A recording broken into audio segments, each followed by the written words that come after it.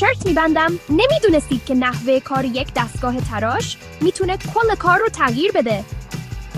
من بهتون نشون میدم چطور بهترین مقایسه رو بین عملکرد CNC و دستی داشته باشید.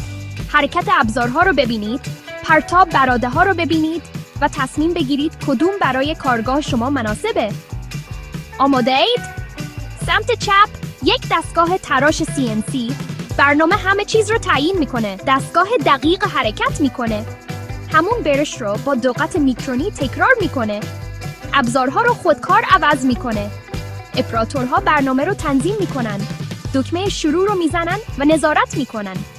این یعنی قطعات یک نواخت سرعت‌های بالاتر و زمان کمتر برای کار با دست.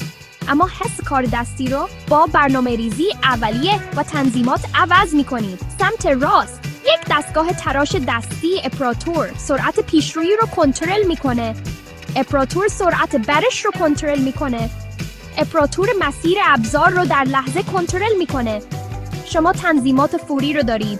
هزینه راه اندازی پایین و کنترل مستقیم روی برش رو دارید. دستهای ماهر میتونن سریعتر از مشکلات غیرمنتظره عبور کنن.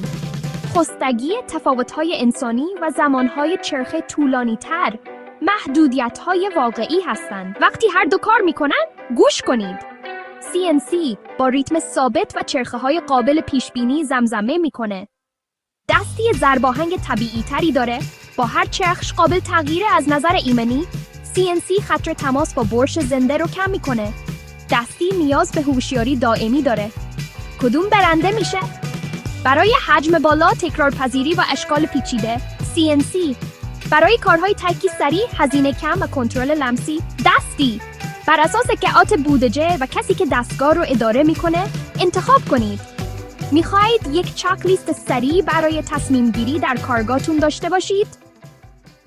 فقط بگید